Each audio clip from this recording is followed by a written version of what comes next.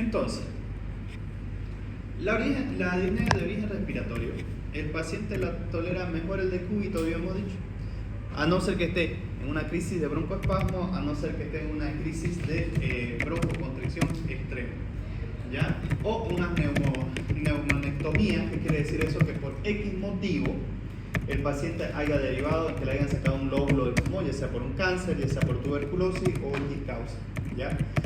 Ese paciente, sí, porque no tiene un pulmón, pues va a tener fatiga, ¿no? O disnea. Y dentro de esta parte respiratoria vamos a diferenciar dos tipos de disnea, aparte de las que ya conocemos, de la ortopnea, la platipnea, que es una disnea que se exacerba en posición sedente y se atenúa en decúbito. Este es un tipo de disnea particular, de una patología muy poco frecuente, que es de un edema de causa hepática, que en realidad no la he visto, donde el paciente se pone muy disneico cuando está sentado y mejora cuando está en decúbito. O sea, es como una inversión, ¿no? Entonces, es paradójica más o menos. El paciente sentado, disneico y echado está tranquilo. Por otro lado, la trepopnea respiratoria, el paciente respira mejor en uno de los decúbitos. Y esto lo vamos a ver en pacientes que tienen derrames pleurales masivos, ya sea del lado izquierdo. Cuando ustedes lo echan sobre su lado derecho, obviamente va a tener disnea, porque el lado izquierdo está lleno de líquido y no ventila, y el lado derecho, que es el que está ventilando, y si ustedes lo echan sobre su lado derecho, ¿qué pulmón va a ventilar? Pero si lo echan sobre su lado izquierdo, él va a respirar mucho mejor, porque como hay líquido y no está ventilando, el otro no se va a comprimir y va a entrar mucho mejor el aire. Entonces, trepopnea es importante recordar. Recordar que la disnea de origen cardíaco siempre es progresiva.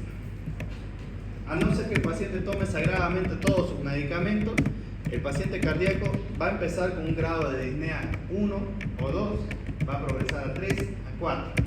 Entonces no se va a quedar un paciente cardíaco, a no ser que sea muy controlado, en un grado 2 cuando nos llega a nuestra consulta. Por lo tanto, voy a iniciar con disnea de grado 1, que posteriormente llega a grado 4, dependiendo de su grado de congestión que tenga el paciente.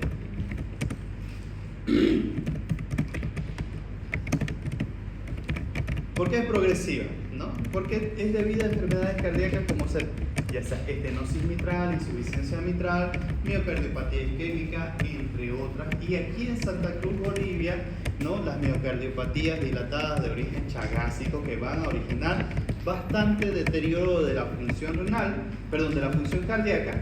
Y si se deteriora la función cardíaca, ¿qué es lo que vamos a tener? Que el paciente va a tener disminución del gasto cardíaco, y eso va a hacer que se vaya formando tercer espacio. Entonces, eso va a hacer que el pulmón se congestione en el momento. Por lo tanto, es importante las preguntas necesarias cuando aparece la disnea. ¿Hace cuánto tiempo empezó la disnea? No es lo mismo que haya empezado una disnea súbitamente aquí, sentado sin hacer actividad, a que un paciente haya empezado con disnea después de un viaje en flota de 12 horas. O no es lo mismo que un paciente que venga con disnea de 2 meses de evolución. No es lo mismo que un paciente venga con disnea de 10 días de evolución. Entonces, el tiempo es importante en toda sintomatología que aparezca, ya sea de disnea, de fiebre, de tos, ¿no? El tiempo es importante. Hace cuánto, ya sean días, meses, horas, es importante recalcarlo en la historia clínica. ¿En qué momento del día es más frecuente la disnea? Usted está con falta de aire en el día, se amanece tranquilo, o está con mucha más falta de aire cuando se echa en la noche. Porque si está tranquilo durante el día, lo más probable es que no sea de origen respiratorio, ¿no? Y si tiene disnea durante la noche, lo más probable es que sea de origen cardíaco. Fenómenos asociados a la disnea: si hay cefalea, si hay fiebre, ¿no? Si hay palpitaciones. ¿Qué más aparte de la falta de aire tiene el paciente? Antecedentes referentes a enfermedades cardíacas. Obviamente, si estamos viendo un paciente que está edematizado, no le vamos a preguntar así, obviamente hay que preguntarle, pero no es importante y no es relevante para mí decir y preguntarle, ¿le sacaron la vesícula? ¿No? Porque eso no está asociado a un riesgo cardiovascular. Entonces, hay que preguntarle enfermedades que están referentes a la parte cardíaca, como por ejemplo, hipertensión arterial, se infartó, paciente diabético, paciente que es obeso, ¿no? Paciente que tuvo familiares con infarto a los 45 o antes de los 45, con una malformación cardíaca, tal vez nació y sigue con una persistencia del conducto del orificio oval, del conducto arteriovenoso, ¿no? Transposición de los grandes vasos, tetralogía de Fallot, cualquiera de esas patologías que puedan empeorarme la disnea. Bueno. En relación a disnea, ¿hay alguna pregunta referente a la parte cardíaca? Bien, entonces, otra causa frecuente de consulta por la parte cardíaca como tal es el dolor, pero el dolor es en la región torácica, ¿ya? El dolor. Las afecciones del sistema cardiovascular pueden originar dolor en cualquier parte del cuerpo, pero sobre todo donde se encuentra en el tórax, en la parte del intestino, y ese dolor es característico, un dolor tipo anginoso, ¿no? Entonces, el dolor torácico que va a producir en la parte cardíaca, el dolor es de tipo anginoso, se percibe como un dolor en la región retroesternal de inicio súbito asociado o no al reposo o a la actividad física, de gran intensidad de carácter o tipo opresivo con irradiación a cuello y a brazo izquierdo. Entonces, es un dolor característico que se encuentra en la región retroesternal o precordial, ¿ya? O sea, detrás del esternón, pues significa retroesternal, de inicio súbito, o sea, no se programa, ¿no es cierto? No van a ningún paciente a ver, yo programé infartarme el día miércoles y estoy viniendo hoy porque es miércoles y ya me infarté, ¿no? Entonces, es una patología de inicio agudo, súbito, ¿ya? Y la característica del dolor es un dolor tipo opresivo de gran intensidad que se irradia a brazo izquierdo, pero sobre todo al borde inferior del brazo izquierdo y a región del cuello o región cervical y mandíbula inferior del lado izquierdo, ¿ya? Entonces, ese es el dolor de tipo anginoso, un dolor súbito en la región precordial de gran intensidad, de dolor tipo opresivo y con su irradiación característica. Bien. Entonces, el dolor torácico es producido por una isquemia miocárdica y eso se va a llamar angina de pecho o angor pectoris, ya se ubica en la zona retroesternal, de intensidad variable, tiene carácter constrictivo con sensación de opresión, por lo general se propaga al borde cubital del brazo y antebrazo de mano izquierda, ya aparece con los esfuerzos o emociones, no se modifica con la postura, suele desaparecer después de 5 a 10 minutos cuando es una angina, pero cuando es un infarto da más de 20 minutos, ¿ya? Entonces, por eso es importante cuando aparece un dolor de tipo anginoso preguntar ¿hace cuánto tiempo empezó? Y si cuando llegó a nosotros sigue con dolor, porque eso nos va a decir qué vamos a hacer con el paciente para que él pueda tener una mejor evolución y por ende un mejor pronóstico. Dentro de las causas de dolor cardíaco isquémico vamos a tener enfermedades de las arterias coronarias, principalmente la aterosclerosis, ¿no? Que es un endurecimiento de las arterias por formación y acumulación de células de tejidos grasos en la íntima y en la adventicia, ¿ya? Entonces, es la primera causa de infarto la aterosclerosis.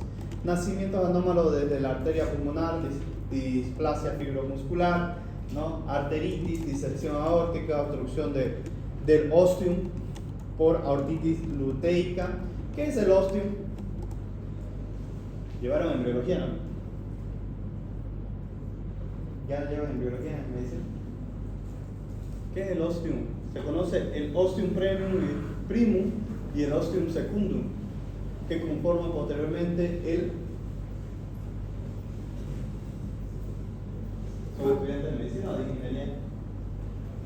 ¿Qué es el ostium primum? ¿Qué es el ostium secundum?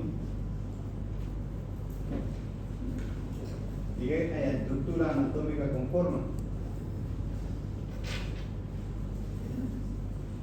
Pasaron en biología, ¿no? ¿Qué es el ostium primum? ¿Qué es el ostium secundum? ¿Y qué es la estructura que conforman posteriormente a su oclusión total? Bueno, ya no llevaron anatomía, pero no llevaron biología, pero también están llevando anatomía patológica. Tema 12, el corazón de anatomía patológica, Robin Costa. Vamos por el tema 4. A ver. ¿Qué es el tema 4? Eso es un trastorno hemodinámico. Tienen que repasar, doctores, porque por ejemplo, que le llegue una mamá, vaya y esté en su servicio social rural obligatorio cuando termine, y le llegue con su ecografía, dice, persistencia del orbium primum. Y la mamá le dice, ¿qué es esto, doctor? Usted va a sacar su teléfono, como hacen, ¿no? Para copiar. Diagnostican. Y se van a olvidar de quitarle el volumen, ¿no? Y va a decir, por favor, ingresa otra fotografía. Entonces, si ustedes no se recuerdan esas cosas, la medicina de aquí para adelante para ustedes lamentablemente va empeorando en el sentido de que todo lo que vieron por separado hasta ahorita va a ir haciéndose un embudo para que ustedes logren dar buenas explicaciones, logren dar con la fisiopatología y por ende el tratamiento de las enfermedades. Y si ustedes no van estudiando constantemente, va a pasar lo mismo que está pasando ahorita. Se van a aplazar. Bien. Entonces, estas son causas de enfermedades, ¿no? Las enfermedades coronarias, espasmos coronarios que pueden causar las anginas que tenemos en los pacientes. Bueno, entonces, ¿qué hay que investigar en el tema del dolor de tipo anginoso o el dolor torácico como tal? Intensidad. ¿Qué tan grave es el dolor? ¿Qué tan intenso es su dolor? ¿Ha empeorado ese dolor? ¿No? La localización. Ya. Tiene un dolor en el pecho y ese dolor en el pecho es de gran intensidad. Del 1 al 10, ¿cuánto le pone? Le pone un 12, ¿no? ¿Y dónde se localiza? Se localiza en la región precordial, ¿no? Propagación. Ese dolor de ahí del pecho donde le está doliendo, ¿se va a algún lugar en específico o solo se queda ahí? El tipo o carácter. ¿Cómo es ese dolor? Punzantes, lancinantes, urentes, constrictivos, opresivos, ¿no? Hay que preguntar y decirle, ese dolor que sienten en el pecho es como si tuvieran una bolsa de arena en el pecho apretándole. Ese dolor es como si te estuvieran atravesando con un cuchillo. Ese dolor es como si tuviera fuego más o menos. Entonces, hay que buscar la forma en que se entienda el paciente. ¿Hace cuánto tiempo inició? Importante. No es lo mismo que un dolor tipo anginoso me venga con 2 días de evolución que me venga con 2 horas de evolución, porque va a cambiar mi tratamiento y mi conducta en ese paciente. ¿Ya? Fenómenos asociados. Cuando hablamos de infarto, no olvidemos que el corazón está múltiplemente, tiene bastante inervación y la cara inferior del corazón reposa sobre el diafragma, ¿no es cierto? Entonces puede irritar el nervio frénico y eso va a causar náuseas, puede causar diaforesis en el paciente. Sus equivalentes, ese dolor se equipara con otro dolor que ya haya tenido antes. Primera vez que ya tuvo este dolor, factores desencadenantes simples. ¿Qué estaba haciendo cuando empezó el dolor? No es lo mismo que un paciente esté en el gimnasio y empiece con un dolor pectoral súbito, de gran intensidad, tipo opresivo, que se de brazo izquierdo, que un paciente que esté discutiendo con su corteja y empiece con dolor súbito, pero que es de leve intensidad, que solo está en la región anterior del tórax y se intensifica al tocar, ¿no? Entonces, ¿qué lo desencadenó ese dolor? Y factores de atenuación, ¿qué quiere decir? Ese dolor ha mejorado con alguna medicación que ha tomado, mejora con algún cambio de posición que usted ha adoptado actualmente. Forma clínica de presentación del dolor torácico. Y aquí vamos a ver que existen estas formas de presentación del dolor torácico.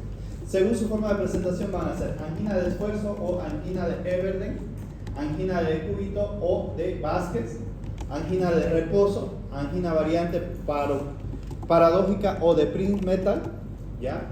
Según el número de duración e intensidad de la crisis van a ser angina estable, angina inestable o infarto agudo del miocardio, y ese puede ser con onda Q de necrosis o con onda Q o sin onda Q, ¿ya?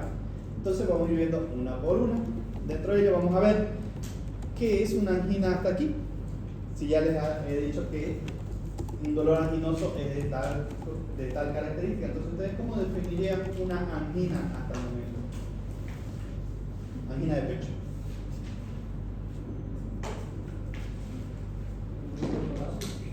¿De qué tipo? ¿Cómo es ese dolor torácico? Porque puede haber un dolor torácico tipo urente, puede haber un dolor torácico transfixiante. ¿Ya? ¿Qué más? Depresión. Lo característico, les dije, el dolor de tipo anginoso es súbito, que aparece de un lado a otro. ¿Ya? Entonces un dolor que aparece en tórax, pero en la región precordial, porque tórax tenemos tórax anterior, tenemos tórax posterior, ¿no? En la región precordial o retroesternal, ¿no? Que es detrás del esternón, y si es más específico, en la región precordial, levemente hacia el lado izquierdo, detrás de la mamila, perdón, ¿no? Ese es el dolor de tipo anginoso. Entonces, un dolor súbito de tipo opresivo, de gran intensidad, ¿ya? Que puede estar irradiado a brazo izquierdo y a región cervical izquierda y mandíbula del lado izquierdo, que puede estar asociado a náuseas, vómitos y a otros fenómenos. Y además de ello, puede estar asociado a una sensación personal del paciente de una muerte inminente. El paciente piensa y sabe que se puede morir por ese dolor. Entonces vamos a ver la angina de esfuerzo o la angina de Heberden, ¿ya? ¿Qué es esto?